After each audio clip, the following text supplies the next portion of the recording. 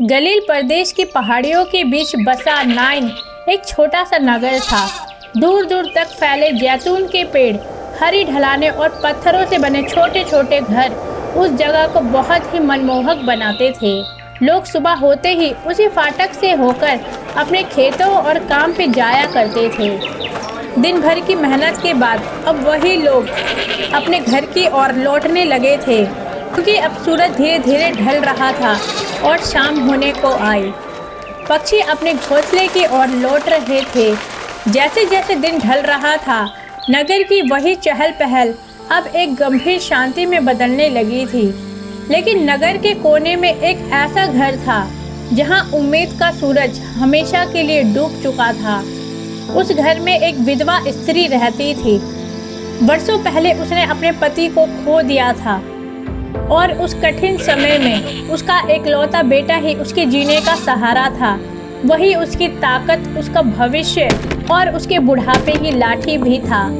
लेकिन कुछ ही दिनों पहले वह जवान बेटा अचानक बीमार पड़ गया। पूरे नगर में इसकी खबर फैल गई और लोग उसका हालचाल पूछने आते रहे। पड़ोसी मदद के लिए अपना हाथ बढ़ाते रहे, पर बीमारी धीरे धीरे उसे कमजोर करती चली गई। माँ दिन रात उसकी सेवा करती रही और हर पल उसकी चिंता में डूबी रहती, लेकिन उसकी हालत सुधरने की बजाय और बिगड़ती चली गई। और फिर एक दिन उस घर से रोने की आवाज आने लगी, क्योंकि उसका एकलौता बेटा अब इस दुनिया में नहीं रहा। खबर फैलते ही पूरा नगर दुख में डूब गया। लोग धीरे धीरे उसके घर के बाहर इकट्ठे होने लगे। हर चेहरे पर शोक और सहानुभूति साफ दिखाई दे रही थी।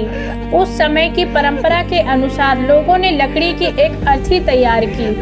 उस युवक के मृत शरीर को उस अर्थी पे रखा गया और 4 आदमी उसे अपने कंधों पे उठाकर नगर के फाटक की ओर चलने लगे। पीछे सिसकते हुए लोगों की एक बड़ी भीड़ थी, जिनके बीच में वह अभागी माँ अपने आंसुओं को रोक नहीं पा रही थी।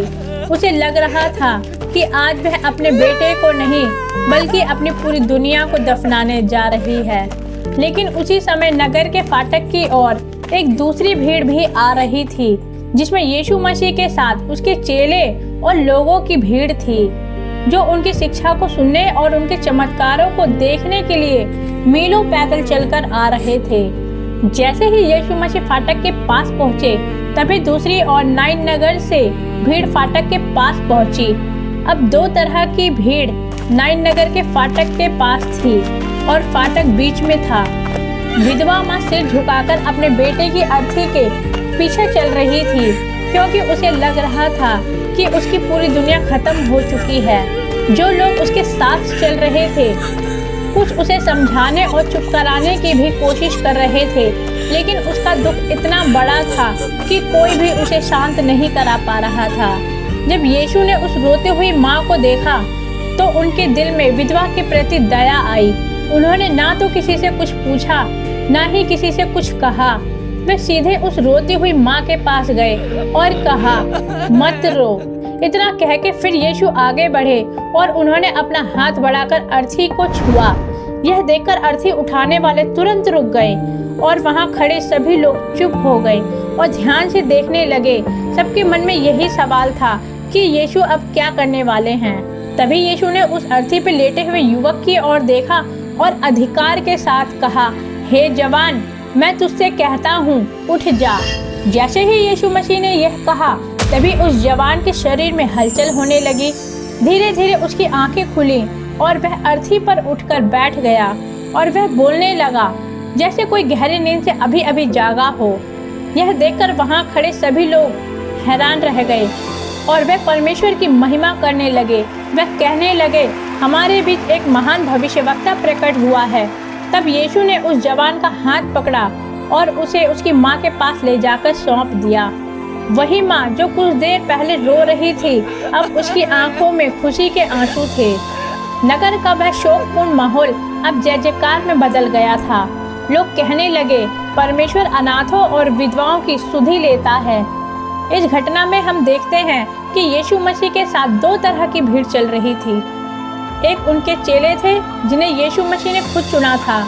दूसरी भीड़ उन लोगों की थी जो अपने फायदे के लिए उनके पीछे चल रहे थे। कोई ठीक होना चाहता था, कोई चमत्कार देखना चाहता था और कोई खाने के लिए उनके साथ चल रहा था। लेकिन इन सब के बीच यीशु की नज़र उस पर गई जो सबसे ज़्यादा दुखी और असहाय था।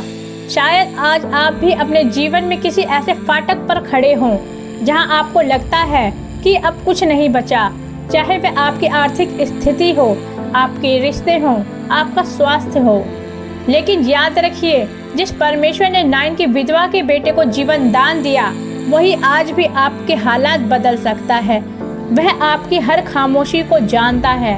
इसलिए हिम्मत न हारें, विश्वास बनाए रखें, क्योंकि जहां इंसान हार मान लेता है, वहीं से परमेश्वर काम करना शुरू करता है।